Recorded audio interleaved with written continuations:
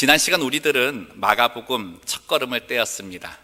그래서 마가복음서에서 가장 중요하게 여기는 것이 복음에 대한 고백이다라고 말씀을 드렸습니다. 복음에 대한 고백이 무엇인지 아마 여러분들 다 기억하고 계시리라 생각하는데 다시 한번 말씀 보면서 확인을 한번 해보겠습니다. 마가복음 1장 1절 말씀인데 다 같이 읽도록 하죠. 시작. 하나님의 아들 예수 그리스도의 복음의 시작이라. 예수님이 하나님의 아들이시다. 이게 복음입니다. 예수님께서 이 땅에 내려오셔서 하신 구원 사역, 그것이 하나님의 아들이 하신 일이기 때문에 우리에게 복음이 된다는 거죠. 이 시간에 우리들도 이 마가와 같이 우리의 입술로 우리의 마음을 담아 고백했으면 좋겠습니다. 고백에는 세 가지 요소가 있다고 말씀을 드렸습니다. 진정성, 그 다음에 무엇이었죠? 신중함, 그 다음은요? 떨림. 그렇죠? 이 세 가지의 마음을 담아서 할 때 진정한 고백이 될 수 있다 했는데 그 마음을 담아서 한번 고백해 봅시다. 함께 합시다. 예수는 그리스도시요 살아계신 하나님의 아들이십니다. 저는 오늘부터 매 예배 시간 때 설교 전에 이 고백 같이 하고 말씀을 나누려고 합니다. 그래서 포틀랜드 영락교회는 복음을 고백하고 복음을 나누고 복음을 외치는 교회, 그 교회가 우리 교회 닉네임이 되기를 소원합니다. 마가복음 1장 1절을 보았는데요, 그 마가복음 1장 1절 마지막 부분에 보면 단어가 나옵니다. 그 단어 하나가 시작이라는 단어이고, 또 오늘 본문 말씀에 보면 15절 말씀에 때가 찼다라고 하는 말이 나옵니다. 때가 찼다 그리고 시작이다, 이 두 단어가 내포하고 있는 의미가 있는 것 같습니다. 어떻게 보면 어떤 결전의 날을 앞두고 준비가 이제 다 끝났다는 것을 알리는 그런 모습인 것 같은데, 새로운 일을 위해서 모든 준비가 다 되어 있는 겁니다. 그리고 이제부터 무언가 새로 시작된다, 무언가 열린다라고 하는 것을 우리에게 지금 예고하고 있는 거죠. 그럼 새롭게 열리는 일이 무엇인가? 무엇이 준비되었던 것인가? 그게 오늘 함께 나눈 본문 말씀 속에 있습니다. 먼저 8절 말씀을 보겠습니다. 나는 너희에게 물로 세례를 베풀었거니와 그는 너희에게 성령으로 세례를 베푸시리라. 아멘. 이때까지 준비되고 새롭게 무언가 시작되는 일, 그 첫 번째는 성령 세례의 시대가 개막됐다는 겁니다. 성령 세례의 시대가 개막됐다는 것을 지금의 우리말로 한다면 구원의 길이 열렸다는 거예요. 이전까지 닫혀있던 구원의 길이 예수님을 통해서 새롭게 열렸다는 것입니다. 요한이 말한 물세례가 우리들의 죄를 씻는 의식은 될 수 있습니다. 그러나 죄를 없애지는 못합니다. 죄를 깨끗하게 씻어내지는 못합니다. 단지 그렇다는 깨달음과 그런 의식 속에 서 있게만 할 수 있습니다. 심지어 이 물세례는 예수 그리스도의 제자라고 하고 결단하기까지 만들어줄 수 있습니다. 예를 들면 사도행전 19장에 보면 사도 바울이 에베소에 들립니다.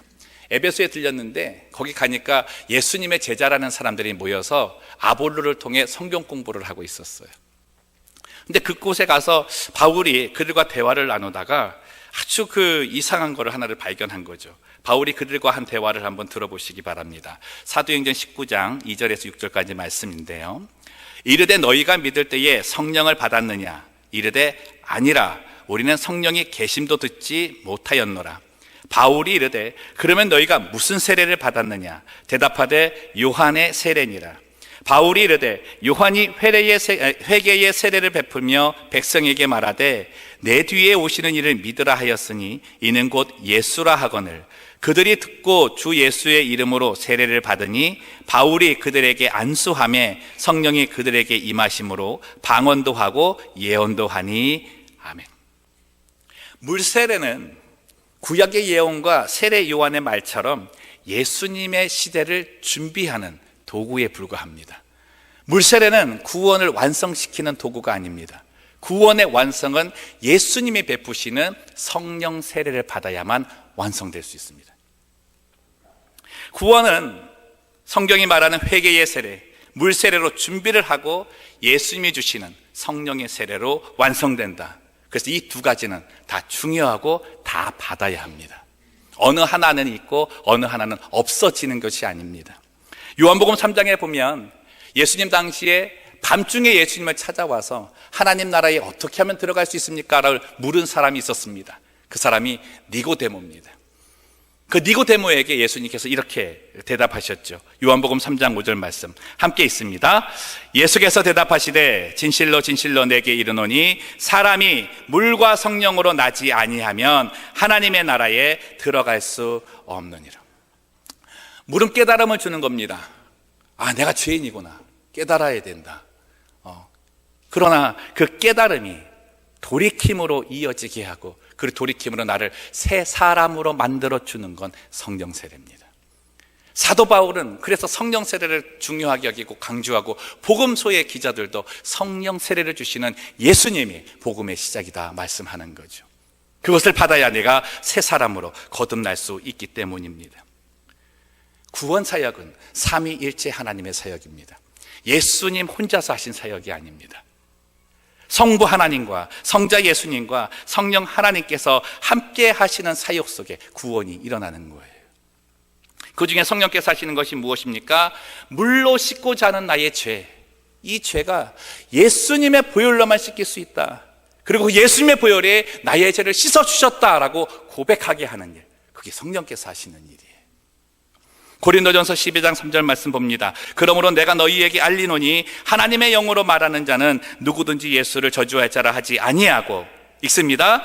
또 성령으로 아니하고는 누구든지 예수를 뭐라 주시라 할 수 없느니라. 성령은 고백하게 하시는 거예요. 성령은 고백하게 하시는 거예요. 나로 진정성과 신중함과 떨림을 가지고 고백하게 하시는 거예요. 성령의 사역 없이 구원 사역은 없습니다. 만약 그렇게 말하는 가르침이 있다면 거짓말하는 자입니다. 이 시대에 이 성령 세례에 대한 이해가 굉장히 중요합니다. 왜냐하면 교회에서 행하는 이 고백 없는 세례가 있어요. 성령 세례가 없는 물 세례만으로 마치 구원의 표징인 양 그렇게 이해하고 사는 성도가 너무 많다는 거예요. 그러다 보니까 무늬만 그리스도인인 것을 우리가 많이 바라보게 되는 거죠. 아니요, 물과 성령 세례를 받은 사람이 그리스도인입니다. 단지 물 세례를 받았다고 하여서 그가 하나님께서 인정하신 하나님의 자녀는 아닌 겁니다. 성령 세례를 받은 사람, 그럼 도대체 성령 세례를 받았다라는 그 표가 내게서 어떻게 나타나는가? 그럼 나는 그걸 어떻게 알 수 있는가? 마가복음에서 주장하는 것, 가장 중요한 게 뭐라 그랬습니까? 고백이라 그랬죠. 고백이라니까요. 성령 세례를 받은 사람은 고백을 할 수 있습니다. 어떤 고백입니까? 내가 죄인인 것에 대해 철저히 회개하는 고백이 있습니다. 두 번째, 예수님이 하나님의 아들이신과 그분의 십자가의 죽으심과 부활의 사건이 나 때문이라고 고백하는 거예요. 그 일이 나 때문에 일어났다고 고백하는 것, 그 자가 성령 세례 받은 사람입니다. 여러분, 믿음의 고백은요, 구원의 확신이에요. 믿음의 고백은 구원의 확신입니다. 여러분, 그리고 놀랍게 내 삶이 변화되는 게 뭔지 알아요? 이 성경이 하나님의 말씀으로 믿어진다는 거예요. 이 성경에 주신 하나님의 말씀이 예수님의 음성으로 들려진다는 거예요. 그 사람 성령 세례 받은 사람입니다. 여러분, 이 믿음의 고백의 구원의 확신인 건 하나님과 나만 알아요. 남은 몰라요. 하나님과 나만 알아요. 이 축복 다 받으시기를 주님의 이름으로 축복합니다. 성령 세례는 우리 안에 임하시는, 우리 안에 내주하시는 성령을 말합니다. 그래서 성령 세례는 이 평생에 한 번밖에 없습니다. 딱 한 번 오십니다. 딱 한 번 일어나는 사건입니다. 성령 세례 2번 받았네, 3번 받았네, 의미가 없습니다. 물 세례는 여러 번 받을 수 있습니다. 어떤 분 보니까 그렇더라고요. 그 군대 갔는데 초코파이 준다고 쫓아가가지고 세례를 받았대요. 그렇지 않지만 진중 세례 한다 그러면 3,000명이 한꺼번에 확 세례를 받아요. 목사님들 쫙 사는데 뭣도 모르고 받았대요. 근데 정말 자기가 교회에 나와서 신앙생활을 제대로 하다가 은혜를 받은 거예요. 그래서 목사님한테 와서 뭐냐면 세례 받고 싶다고, 물세례 받고 싶다고. 그러냐고. 그럼 주겠다고. 물세례는 그렇게 받을 수는 있습니다. 근데 자주 받는 거 안 좋습니다. 한 번 받는 게 참 좋은 것 같아요. 그러나 성령 세례는 딱 한 번 받는 겁니다. 왜냐하면 그건 내 노력으로 받을 수 있는 게 아니어서 그렇습니다. 성령 세례는 하나님의 선물입니다. 성령 세례는 예수님이 주시는 겁니다. 그래서 그게 언제 일어날지도 잘 모릅니다. 물 세례 받을 때 일어날지 아니면 그 이후에 일어날지 아무도 모르는 거죠. 그러나 중요한 건 물 세례 받았다고 해서 성령 세례 받은 게 아니라는 거죠. 또 하나, 물 세례를 안 받았다고 해서 성령 세례를 안 받은 것도 아닙니다. 이 성령 세례는 하나님이 주실 때에 주실 사람에게 주시는 하나님의 주권적인 선물입니다. 이 성령 세례는 우리의 믿음의 인치심이고 구원의 증표입니다. 우리가 천국에 등록하는 레지스트레이션과 똑같습니다. 한번 등록하면 취소가 없습니다. 탈퇴도 안 됩니다. 아주 확실한 것입니다. 그래서 이 성령 세례를 다 받아야 한다는 거죠. 성령 세례를 받는 그 가운데에 이 시대에 있어서 물 세례는 그럼 어떻게 이해가 되는가? 성령 세례에 대한 외적 표시입니다. 당시 그리스도인들은 이 예수 그리스도를 살아계신 하나님의 아들로 인정한 자들만 세례를 주고 모임을 가졌습니다. 그래서 그들의 모임이 지금의 교회가 되는 거죠. 말씀 보고 확인을 하겠습니다. 사도행전 10장 47절 48절 말씀인데, 이에 베드로가 이르되 이 사람들이 우리와 같이 성령을 받았으니 누가 능히 물로 세례 베품을 금하리요 하고 명하여 예수 그리스도의 이름으로 세례를 베풀라 하니라. 그들이 베드로에게 며칠 더 머무기를 청하니라. 예수를 주로 고백하는 자들이 물세례를 받아야 됩니다. 그래서 저희들 교회에서 이제 세례 주잖아요. 세례 전에 우리 장로님들이 문답하는데 이 문답이 정말 중요합니다. 나 아직은 잘 못 믿겠는데 그냥 집사님이 받으라 그래서 그냥 왔어요. 그렇게 해서 받은 사람이 있다니까요. 정말 예수님이 당신의 구세주라고 믿으십니까? 아직은 긴가민가한데 그냥 권사님이 받으라 그러셨어요. 그래야 집사 될 수 있대요. 이렇게 얘기하세요. 아니요, 그렇지 않습니다. 이 내용은 베드로가 이 이방 사람들에게 가서 복음을 전하는데 그들이 성령을 받은 거예요. 그들은 물세례를 받아본 적도 없습니다. 그들이 성령을 받으면서 초대교회에 일어났던 그런 기적과 이사가 일어나기 시작을 하는 거예요. 그리고 외치는 겁니다. 성령께서 세례를 준 이 사람들이 물세례 받지 못할 이유가 무엇이냐? 기독교 공동체 안에, 교회 공동체 안에 들어오지 못할 조건이 무엇이냐? 여러분, 그들에게 교회로 모일 수 있는 길이 열리는 것, 그것이 성령 세례라는 것입니다. 그리고 그들이 고백한 그것을 우리가 인정하는 것이 물세례라는 것이죠. 저는 정말 간절히 기도하기는 우리 교회에 물세례 받는 사람들도 참 많으면 좋겠지만 성령 세례 받는 사람들도 다 가득 차기를 주님의 이름으로 소망합니다. 모두가 성령 세례 받아서 정말 구원받았다 얘기하고 하나님의 자녀가 됐다 얘기하고 새 사람이 되었다 얘기할 수 있는 그런 고백의 사람들이 가득 찼으면 좋겠습니다. 그러고 직분 받으세요. 그러고 직분 받고 그러고 봉사하세요. 그래야 하나님의 기쁨이 우리 안에 담겨지는 겁니다. 교회의 존재의 목적이 무엇이겠습니까? 이 사람들 만나는 거 아니에요. 이 사람들 만드는 건 아닙니까? 두 번째로 예수님에 대한 고백을 통해 시작되는 것이 있는데 본문 14절 15절 말씀입니다. 함께 읽겠습니다.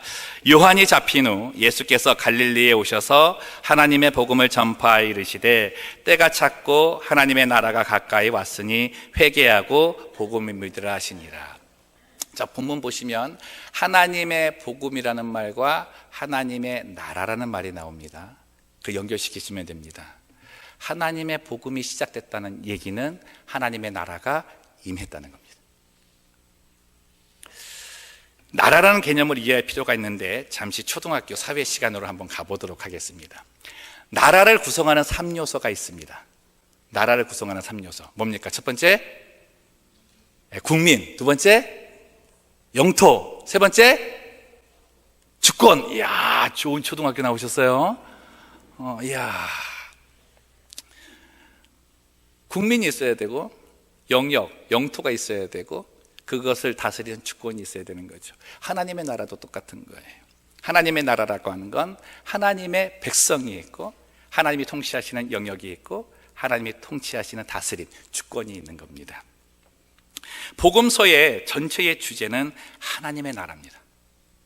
구원 사역의 완성은 하나님의 나라가 이 땅에 임하는 겁니다. 마태복음 6장 10절 말씀 앞부분에 보면 주님이 가르쳐 주신 기도에 너희는 이렇게 기도하라 하시면서 이 말씀을 하십니다. 나라가 임하옵시며 하나님의 나라가 이 땅에 도래하는 것을 너희의 기도 제목으로 삼으라는 겁니다. 여러분 근데 한번 생각해 보세요. 하나님의 나라가 없었습니까? 하나님의 다스리는 그 영역이 없었습니까? 아니요, 있었습니다. 하나님의 세상을 창조하실 그때에 이 땅은 하나님의 다스림 속에 있었습니다. 근데 그 다스림의 대리인이 이 문제가 생긴 거죠. 이 땅을 정복하고 다스리라고 한 그 사람이 그 주권을 빼앗겨버린 겁니다. 죄를 짓는 그 순간 자기가 다스릴 수 있는 모든 권한이 누구에게 갔어요? 사단에게 간 거죠. 그래서 이 땅의 모든 이 다스림의 권세를 공중 권세 자본이 사단이 가지고 있는 겁니다. 구원 사역을 위해서 하나님께서 원하시는 건 그것 회복시키는 거죠. 근데 그 주권을 빼앗겼을 때의 참혹한 결과가 뭐냐면 이 세상만 빼앗긴 게 아니에요. 하나님이 사랑하시는 우리를 빼앗긴 겁니다. 우리를. 사람까지도 그의 다스림 가운데 빼앗겨버린 거예요. 그래서 예수님을 보내서 우리를 구원하시기 원한 겁니다. 이 사람을 사단의 다스림 속에 있는 것이 아니라 하나님의 주권 가운데에 나의 다스림을 받기를 원하는 그들로 만들기 위함인 거죠. 사랑하는 성도 여러분, 그 빼앗김 속에 우리가 살고 있습니다. 15절 말씀에 때가 찼다라는 말이 나옵니다. 때가 찼다. 그 말은 이전 세대는 이제 끝났다는 거예요. 이전 세대는 끝났다. 그러니까 제가 앞전에 얘기할 때 이 때가 찼다, 시작이다라고 하는 게 무슨 결전의 날을 예고한다 그랬잖아요. 그래서 때가 찼다라는 이 말은 승리와 패배가 담겨 있습니다. 자, 여쭙습니다. 누구의 승리입니까? 예수님의 승리겠죠. 누구의 패배입니까? 사단의 패배겠죠. 때가 찼다라는 이 말은 사단, 너의 다스림이 이제 끝났다라고 하는 선포입니다. 여러분의 삶 속에 이 선포가 은혜로 다가와 역사하시기를 주님의 이름으로 축복합니다. 사단, 너의 다스림은 내 안에서 끝났다라고 선포하는 거예요. 사단의 세대는 이제 끝났고 예수 그리스도의 다스림의 시대가 왔다라는 겁니다. 여러분, 주인이 바뀌었잖아요. 주인이 바뀌면 뭐가 바뀌어요? 환경이 바뀝니다. 여러분, 집 사실 때 있잖아요. 집 사시고 나서 그 집을 그대로 두고 사는 사람이 있지만 다 그렇지 않더라고요.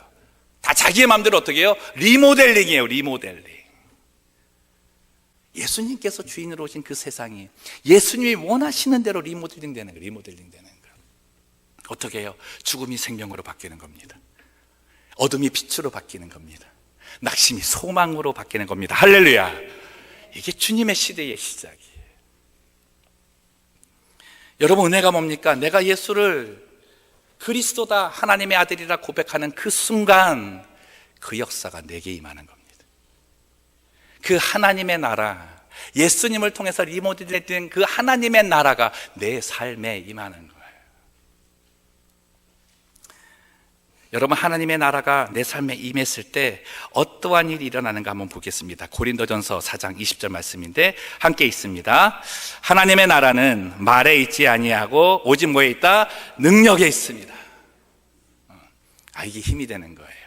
하나님의 나라가 내 삶에 임했다라고 하는 건 내 삶에 누구의 능력이 임하는 겁니까? 하나님의 능력.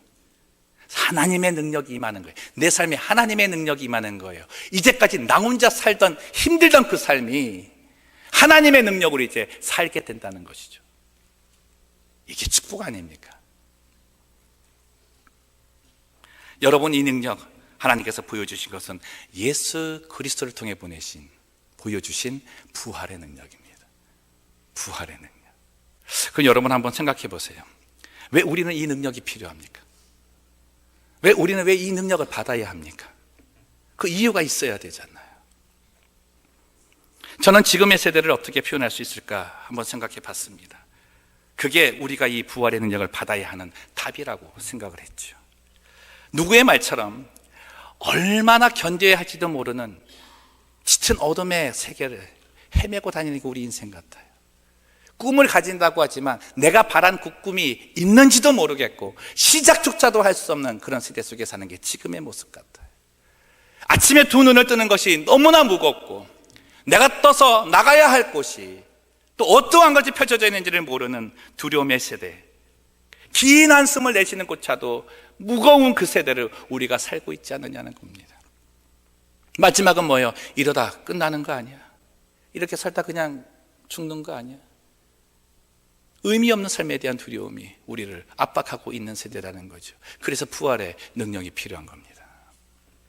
때로는 우리의 삶이 정말 지쳐 쓰러져서 언제나 동일한 모습으로 그 자리에 다시 갈지는 몰라도 부활의 능력은 그 순간에 다시금 일어서게 만들어준다는 겁니다.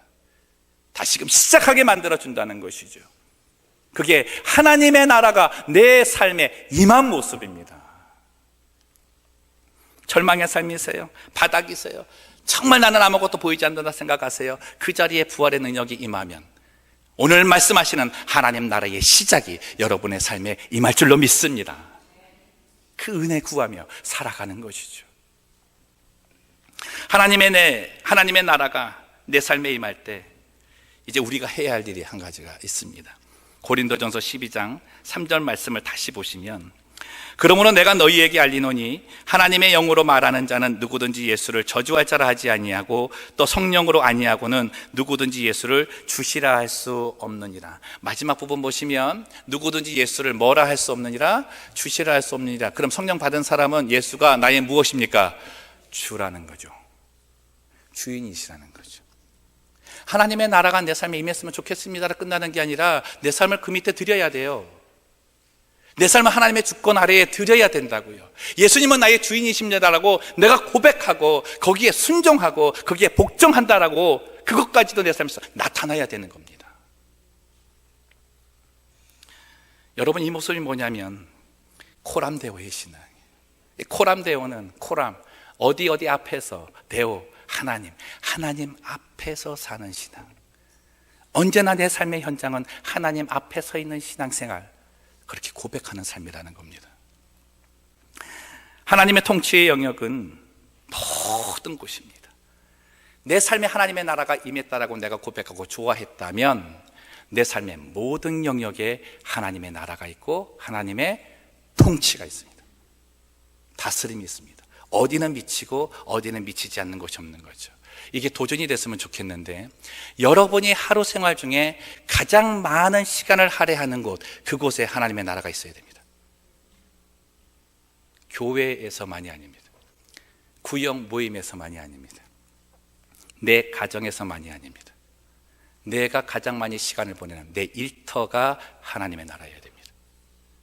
내 사업장에 내가 가장 많은 시간을 보내는 그곳이 하나님의 나라여야 되는 거죠. 이 시대에 있어 크리스천들의 신앙 모습 가장 어려운 게 뭐예요?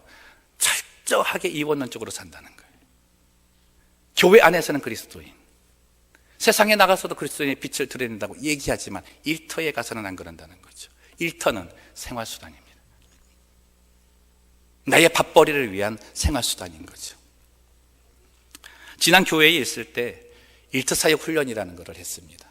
이제 취업준비생, 그리고 지금 직장인들, 재영업하시는 분들, 그래서 일터에서 일하는 분들을 이제 매주 목요일 날 저녁에 모여서 한 8주 동안 공부하는 거예요. 저도 이제 교회 기회가 되면 이제 하려고 하는데, 그분들이 이제 훈련을 마치고 나서 공동적으로 하시는 말씀이 뭐냐면, 나는 이 훈련을 받기 전까지 나의 일터에 하나님의 나라가 임한다는 것을 한 번도 생각해 본 적이 없대요. 내 상사를 만나면서, 내 부하 직원에게 얘기를 하면서, 어떤 프로젝트를 하면서 하나님 이 프로젝트 좀 잘 되게 해주십시오라는 기도는 했지만 그 회사 자체가 하나님의 나라라고 하는 적이 한 번도 없다는 거예요.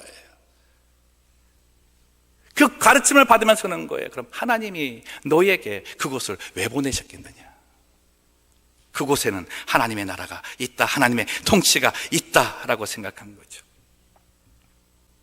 여러분 생각해 보세요. 내 회사가 하나님의 나라의 통치가 이게 인식이 되지 않으면 그곳에서 그리스도인으로 살려고 하는 노력이 안 나타납니다.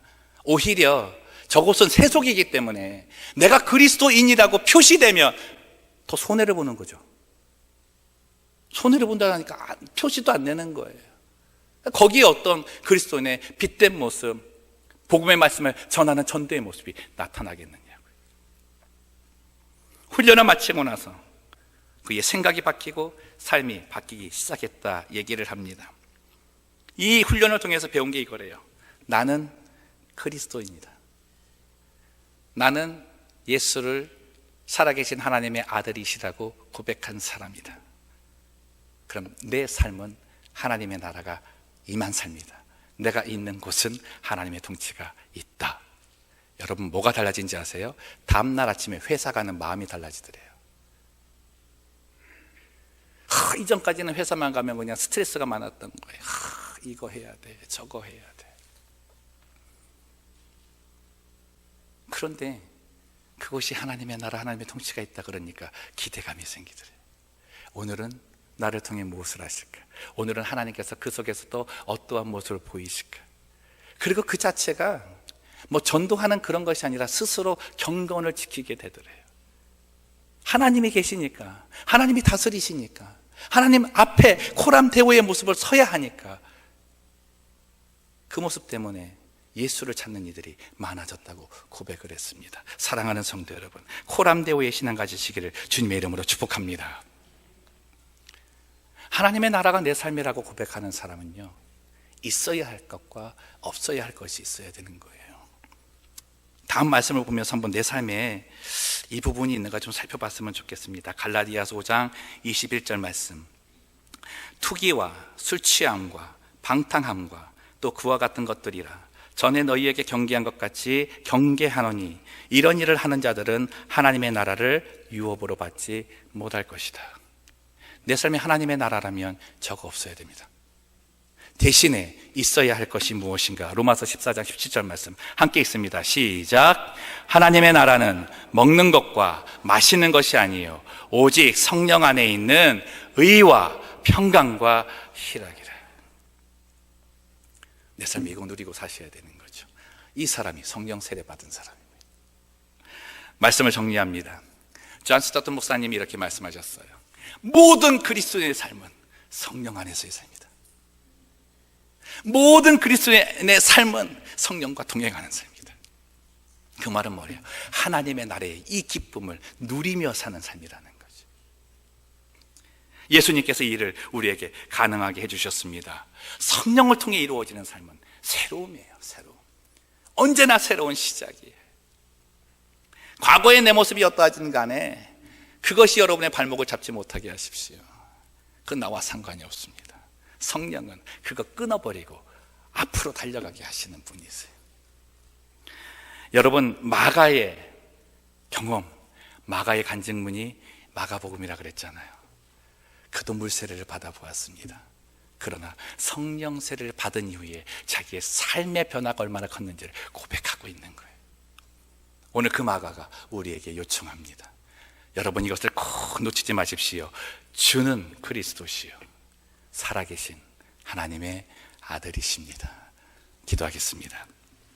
살아계신 하나님 아버지, 오늘 이 자리에 우리 주님께서 우리에게 열어주신 하나님의 나라의 시작을 보여주시니 감사합니다.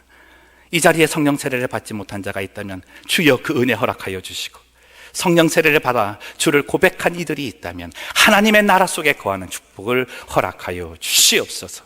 모든 영광 주께 올려드립니다. 예수님의 이름으로 기도드리옵나이다. 아멘.